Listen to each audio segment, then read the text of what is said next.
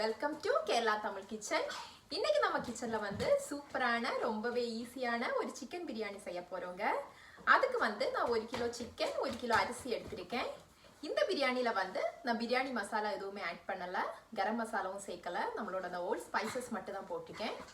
இப்போ வாங்க நம்மளோட சூப்பரான ரொம்பவே ஈஸியான சிக்கன் பிரியாணி எப்போ செய்யுதுன்னு பார்க்கலாம். அதுக்கு முன்னாடி நம்ம சேனல் இன்னும் சப்ஸ்கிரைப் பண்ணாதவங்க எல்லாம் சப்ஸ்கிரைப் பண்ணிக்கோங்க, பெல் பட்டனை கிளிக் பண்ணிக்கோங்க. இப்போ வாங்க நம்மளோட சூப்பரான சிக்கன் பிரியாணி செய்யலாம். நான் இன்றைக்கி 4 கப்பு பாஸ்மதி ரைஸ் எடுத்திருக்கேங்க. இது இப்போ தண்ணியில் நல்லா கழுவி நம்ம கொஞ்சம் தண்ணி விட்டு ஒரு அரை மணி நேரம் ஊற வச்சிடலாம். இதே மாதிரி ஒரு பெரிய பாத்திரம் எடுத்துக்கோங்க. நம்ம 1 கிலோ பிரியாணி செய்யறதுக்கு ஒரு 5 லிட்டர் 6 லிட்டர் பாத்திரம் கரெக்டாக இருக்கும். அதில் ஒரு 250 ml எண்ணெய் விட்டு எண்ணெய் சூடானதும் நம்மளோட பிரியாணி இன்க்ரீடியன்ட்ஸ் எல்லாமே சேர்த்துடலாம். பட்டை, கிராம்பு, ஏலக்காய் எல்லாமே போட்டுருங்க. போட்டுட்டு இது இப்போ கொஞ்சம் நல்லா பொரியட்டும் எல்லாமே. இப்போ இதில் நான் வெங்காயம், பெரிய வெங்காயம் ஒரு 4 வெங்காயம் சேர்த்துருக்கேங்க, இப்படி நீள நீளமாக கட் பண்ணது.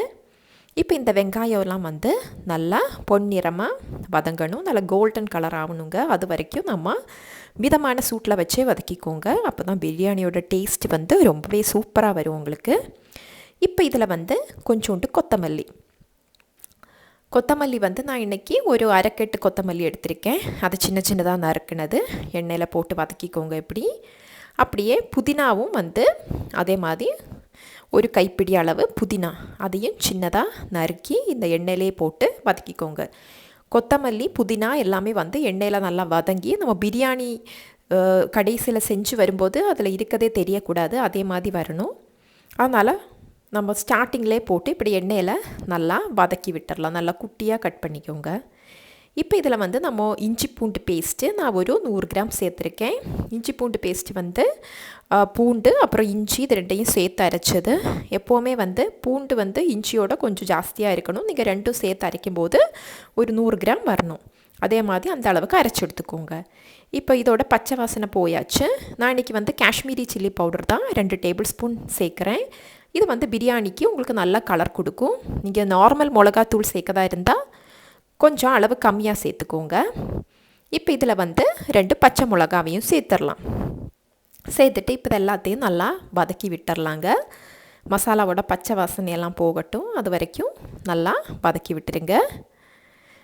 இப்போ நம்ம இதில் என்ன சேர்க்க போகிறோன்னா தயிர் ஒரு 4 டேபிள் ஸ்பூன் நல்லா கெட்டியான தயிர் தான் நான் இன்றைக்கி சேர்த்துருக்கேன். இந்த தயிர் அவ்வளோ புளிப்பு கிடையாது, அதனால் நான் கடைசியில் கொஞ்சோண்டு லெமன் ஜூஸும் சேர்த்துக்க போகிறேன் பிரியாணியில். நம்ம தக்காளி ஒரு 4 மீடியம் சைஸ் தக்காளி சின்னதாக நறுக்கினது அதையும் போட்டு இப்போ இந்த தக்காளி, இந்த மசாலா எல்லாம் சேர்த்து நல்லா வதங்கி நல்லா ஒரு சாஃப்டாக வரணுங்க. அது வரைக்கும் இதை நல்லா வதக்கி விட்டுறலாம். இப்போ நம்ம மசாலாலாம் நல்லா சூப்பராக ரெடி ஆகிடுச்சுங்க. இப்போ இந்த ஸ்டேஜில் நீங்கள் கொஞ்சம் உப்பு போட்டுக்கோங்க. அப்புறம் நம்ம கடைசியில் தண்ணி எல்லாம் விட்டுட்டு நம்ம உப்பு செக் பண்ணதுக்கப்புறம் மறுபடியும் உப்பு போட்டுக்கலாம். இப்போ பாருங்கள், நம்மளோட மசாலாலாம் நல்லா சூப்பராக ரெடி ஆகிடுச்சுங்க. இப்போ இதில் தண்ணி ஊற்ற போகிறேன். 4 கிளாஸ் அரிசிக்கு நான் அதே கிளாஸுக்கு 4.5 கிளாஸ் கப்பு தண்ணி சேர்த்துக்கிறேன். இது கரெக்டாக இருக்கும். நம்ம சிக்கனில் இருந்தும் கொஞ்சம் தண்ணி ஊறி வரும், அப்போ அது வேகிறதுக்கு கரெக்டாக இருக்குங்க. இப்போ இதெல்லாத்தையும் கலந்து விட்டுறலாம். கலந்து விட்டுட்டு இந்த மசாலா கொஞ்சம் கொதிக்கணும், அது வரைக்கும் மூடி வச்சு நல்லா கொதிக்க வச்சிடலாம். பிரியாணி நம்ம சூப்பராக ஈஸியாக செஞ்சிடலாங்க. நம்ம ஃபஸ்ட்டு அந்த எல்லாமே ரெடி பண்ணி வச்சிட்டோன்னா உங்களுக்கு ஒரு 30 மினிட்ஸ் போதுங்க. நீங்கள் சூப்பராக ஈஸியாக பிரியாணி செஞ்சிடலாம். இப்போ பாருங்கள், எண்ணெயெல்லாம் நல்லா பிரிஞ்சு வந்துருக்கு மேலே. இந்த ஸ்டேஜில் நம்ம சிக்கன் சேர்த்துக்கலாம். நான் இன்றைக்கி ஒரு 1.25 கிலோ சிக்கன் எடுத்திருக்கேன். நீங்கள் 1 கிலோ அரிசிக்கு ஈக்குவல் அமௌண்ட் சிக்கன் சேர்த்துக்கலாம், அதை விட கொஞ்சம் ஜாஸ்தியும் சேர்த்துக்கலாம். ஆனால் கம்மியாக சேர்க்காதீங்க, ஈக்குவலாக சேர்த்துக்கோங்க. அப்போ தான் பிரியாணி ரொம்ப டேஸ்டியாக வரும்.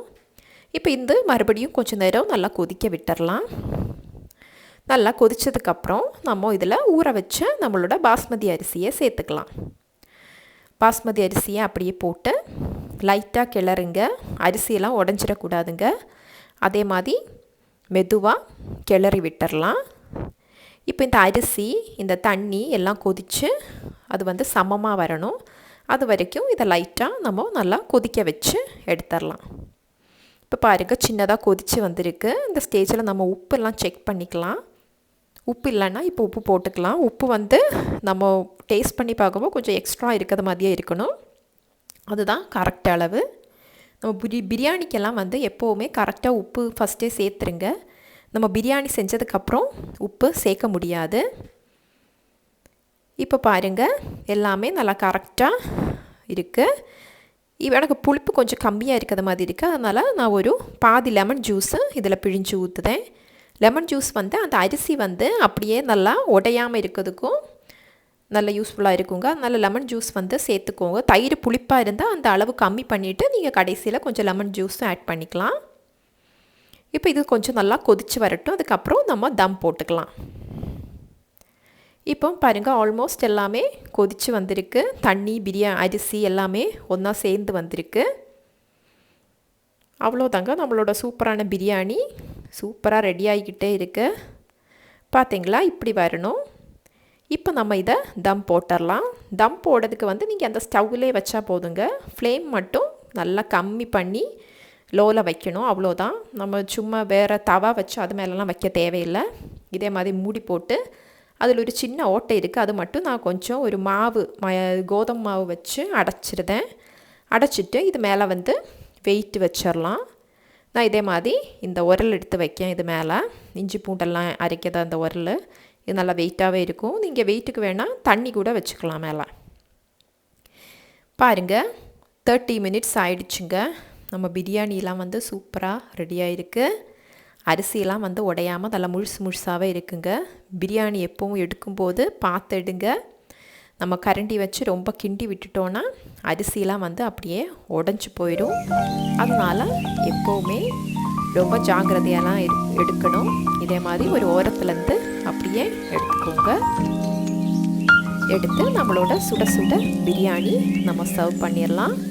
நான் இன்றைக்கி இந்த பிரியாணி கூட சூப்பரான எக் ரோஸ்ட் பண்ணியிருக்கேங்க. எக் ரோஸ்ட்டு, அப்புறம் வந்து தயிர் பச்சடி, நம்மளோட சூப்பரான சுட சுட பிரியாணி ரெடி ஆயிடுச்சு. எல்லோரும் கண்டிப்பாக ட்ரை பண்ணி பாருங்கள்.